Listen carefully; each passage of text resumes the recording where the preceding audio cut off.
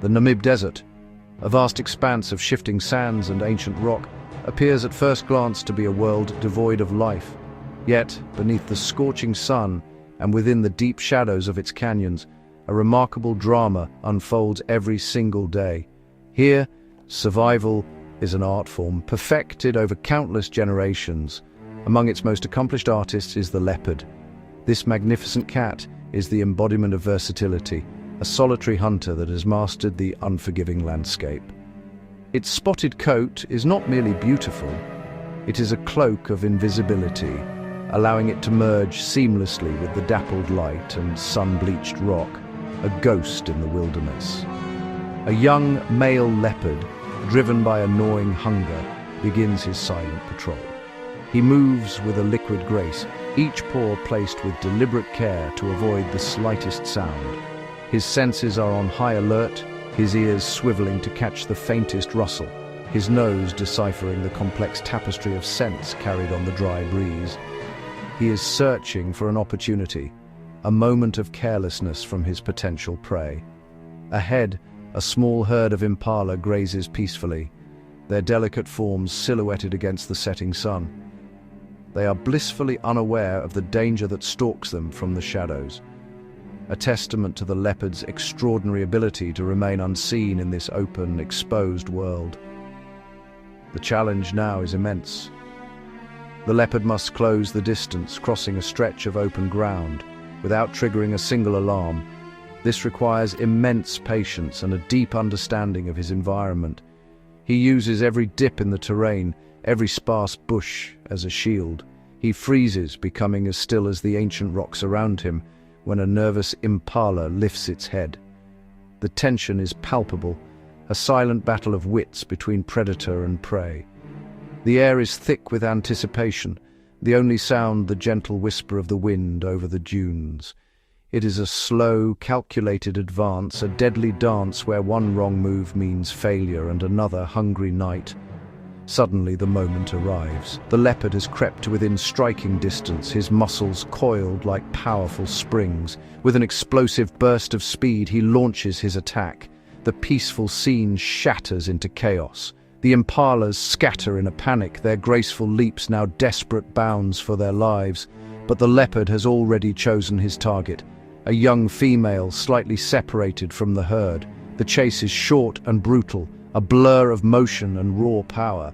In a matter of seconds, it is over. The leopard secures his prize, a hard-won meal that will sustain him for the days to come, reinforcing his status as a supreme hunter in this harsh domain. The Namib's challenges extend all the way to its desolate coastline, where the searing desert meets the cold, turbulent waters of the Atlantic. This is the Skeleton Coast, a place of shipwrecks and haunting beauty. It seems an unlikely place to find abundance, yet for those who know where to look, it offers a surprising feast. The icy Benguela current, rich in nutrients, supports a massive colony of Cape fur seals. Thousands upon thousands of these noisy, boisterous animals crowd the sandy shores, their barks and groans creating a constant, cacophonous soundtrack that carries for miles on the wind, a stark contrast to the desert's deep silence.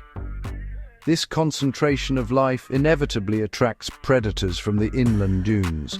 A pair of brown hyenas, formidable and intelligent hunters, have made the long journey to the coast. They are not here for the powerful adult seals, which would be too dangerous to tackle. Instead, their eyes are fixed on a much more vulnerable prize, the seal pups. For a few months each year, the beach is a nursery, teeming with young seals that are still learning to navigate their world. For the hyenas, this is a time of plenty, a crucial opportunity to build up fat reserves before returning to the leaner months in the desert interior. A black-backed jackal, a smaller but equally cunning opportunist, is also drawn to the promise of an easy meal. It darts between the larger seals, its movements quick and nervous. It spots a lone pup, momentarily separated from its mother. The jackal makes its move, but its success is short-lived. The powerful hyenas, who have been watching from a distance, are not willing to share. They charge forward, their whooping calls echoing across the beach as they easily chase the jackal away. The ensuing squabble is a raw display of the unforgiving hierarchy of the wild, where might often makes right and every meal can be a battle. The hyenas quickly claim their prize. It is a brutal yet essential part of the coastal ecosystem. The seals provide a vital food source that sustains predators who would otherwise struggle to survive in the barren hinterlands. This interaction, a dramatic clash between land and sea, highlights the incredible ways in which life adapts. Animals will travel vast distances, crossing one of the world's most extreme environments, all for the promise of food. The Skeleton Coast, a place of endings for many, is a place of life-giving opportunity for these resilient desert dwellers, their survival tied to the rhythm of the ocean. Life in the heart of the Namib is a relentless endurance test, governed by the tyrannical rule of the sun. As dawn breaks, the temperature begins its unforgiving climb, quickly reaching levels that would be lethal for most creatures. The sand itself becomes a scorching plate, and the air shimmers with a heat that distorts the horizon. For the animals that call this place home, every day is a strategic battle against dehydration and exhaustion. Survival here depends not on aggression but on patience, on knowledge passed down through generations, and on remarkable physical and behavioral adaptations that allow them to endure the extreme heat. For large herbivores like the oryx and the wilderbeest, the key to survival is movement. They are nomads, constantly on the move, in search of sparse vegetation and precious water sources. These journeys are long and arduous, covering hundreds of miles of punishing terrain. They often travel during the cooler hours of the morning and late afternoon, resting in whatever shade they can find during the peak heat of the day. Their bodies are built for efficiency, conserving every drop of water and every ounce of energy. It is a life of perpetual motion, a pilgrimage dictated by the whims of a desert that gives up its resources grudgingly. Patience is a virtue that every desert creature must possess. Predators, too, must learn to wait. A lioness might spend hours, even days, watching a waterhole, knowing that sooner or later thirst will force her prey to come to her.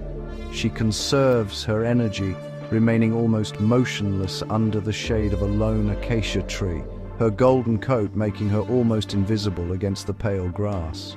This waiting game is a crucial part of the hunt. A failed chase means a huge expenditure of precious energy, a cost that can be dangerously high in this environment. Success in the Namib is as much about calculation as it is about strength. The desert itself seems to breathe with a rhythm of heat and silence. During the midday inferno, an almost complete stillness descends. The buzzing of insects fades, the birds fall silent, and the air hangs heavy and motionless. It is a forced truce, a time when all but the most specialized creatures seek refuge from the sun's oppressive glare.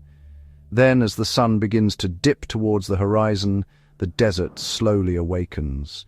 The sounds return, the shadows lengthen, and the great drama of survival begins anew. This daily cycle of activity and rest is the fundamental pulse of the Namib, a rhythm of life shaped by the sun. For the wildebeest herds, the arrival of the rains, however brief and unpredictable, signals a time of renewal and immense risk. It is the season of birth. Within a few short weeks, thousands of calves will be born, a synchronized event that aims to overwhelm predators with sheer numbers. A female wildebeest, heavy with calf, finds a quiet spot away from the main herd. The birth is quick, a testament to the pressures of this environment. There is no time for a gentle introduction to the world. As soon as the newborn is on the ground, the mother's frantic licking and nudging begins, urging it to its feet.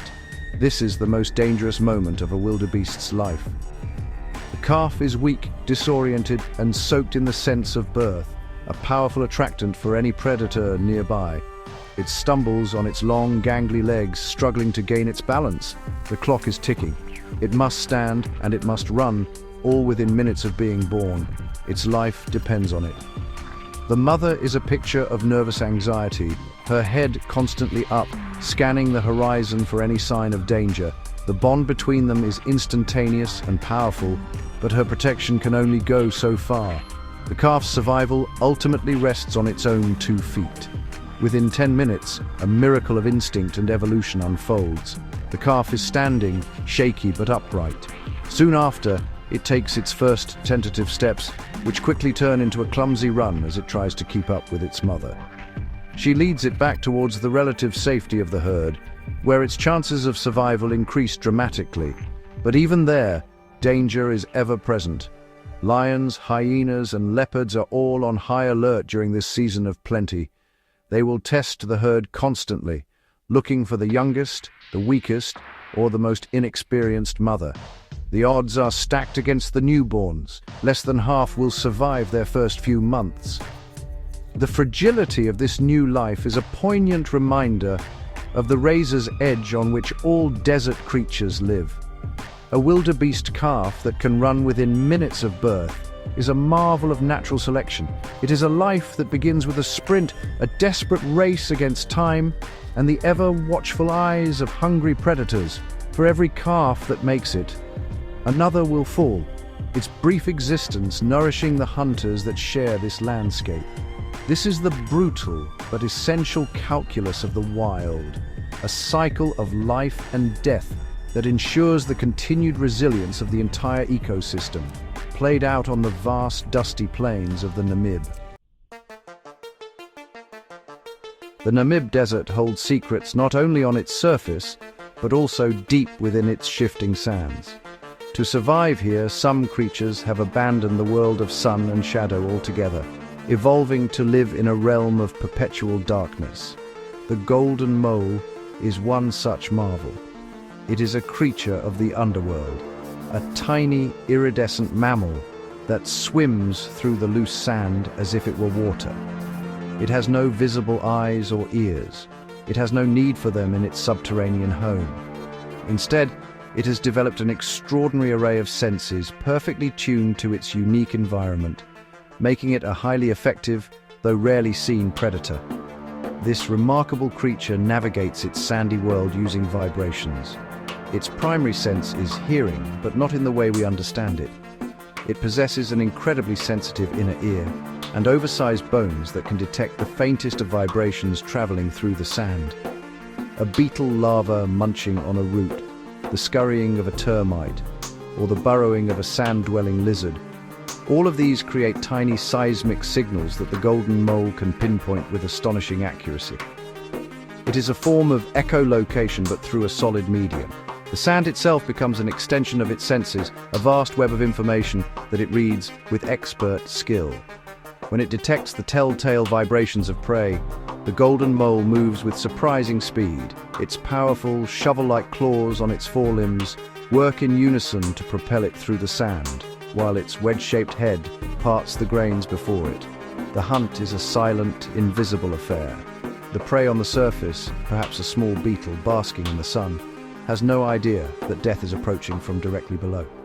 With a sudden eruption of sand, the mole strikes, grabbing its victim with a quick snap of its jaws before disappearing back into the depths. It is a ghost of the dunes, a hunter that leaves almost no trace of its presence. The golden mole is a perfect example of how life can adapt to even the most extreme niches. By retreating beneath the sand, it escapes the punishing heat of the sun and the watchful eyes of aerial predators like owls and eagles. It has carved out a world for itself, a world rich with food for those who have the tools to find it. The golden mole reminds us that the desert is not empty. It is simply that much of its life is hidden from our view. It is a testament to the inventive power of evolution, which finds a way for life to thrive in the most unlikely of places. In the vast arid landscapes of the Namib, even the king of beasts faces a formidable struggle. For a lone lioness with cubs, the challenges are magnified tenfold. She is the sole provider, protector, and teacher for her vulnerable offspring. Every hunt is a monumental risk. If she is injured, her cubs will starve. If she is away for too long, they are exposed to other predators, including rival lions. Her life is a constant, exhausting balancing act between the desperate need to find food and the instinct to shield her young from a world filled with danger. Her dynasty's future rests squarely on her weary shoulders. One evening, hunger drives her to hunt. She leaves her 3 small cubs hidden in a dense thicket, their playful tumbles silenced by her low, warning growl. She must travel far to find prey, her powerful form moving silently through the twilight. She spots a lone gemsbok, a large and powerful antelope with spear-like horns. It is a dangerous quarry for a single lioness, but she has no choice. A failed hunt means another day of hunger for her cubs, weakening them and making them more susceptible to disease. The pressure is immense, a heavy weight that sharpens her focus for the difficult task ahead. The hunt is a dramatic explosion of power and balletic grace. She stalks with incredible patience, using the falling darkness as her cover. But the gemsbok is alert and powerful. As she launches her attack, the antelope pivots, its sharp horns catching her on the flank, leaving a deep gash. Despite the pain, the lioness persists, her desperation giving her strength. With a final immense effort, she brings the large animal down. It is a victory, but one that has come at a great cost. Limping heavily, she begins the long, arduous journey back to her cubs, her wound a stark reminder of the risks she must take. She returns to the den, just as dawn is breaking, her exhausted body screaming in protest. The sight of her cubs, emerging cautiously from their hiding place, seems to renew her strength. They greet her with affectionate head rubs before eagerly beginning to feed on the meal she has provided. This tender moment of family connection is a stark contrast to the brutality of the hunt. It is a scene that encapsulates the core of her struggle, the immense sacrifice required to ensure the survival of the next generation. For this lioness, every scar is a badge of honor, a symbol of her unwavering commitment to her family's future in this unforgiving land. In the Namib, territory is everything. It is the land that holds the scarce resources of water and prey, and it is fiercely defended. For the predators at the top of the food chain, conflicts are not just about a single meal. They are about the right to survive and breed. This is especially true for the desert's wild dogs, often known as painted wolves. They live and hunt in complex social packs, and the boundaries of their hunting grounds are invisible lines drawn in the sand. Lines that are constantly tested and challenged by their neighbors. The survival of the entire pack depends on their ability to hold their ground. We witness a tense standoff between 2 rival packs. The blacktip pack, led by a battle-scarred alpha female, has ventured close to the territory of a neighboring group, the Tate pack. The air is thick with tension, a low growling that rumbles like distant thunder. The 2 alpha females, Blacktip and Tate, confront each other, their bodies stiff, tails held high in a clear display of dominance and aggression. The rest of the packs hang back, a chorus of whines and yips adding to the dramatic atmosphere. This is not a hunt. It is a ritual of intimidation, a war of nerves where the stakes are incredibly high. Suddenly, the posturing erupts into a full-blown conflict.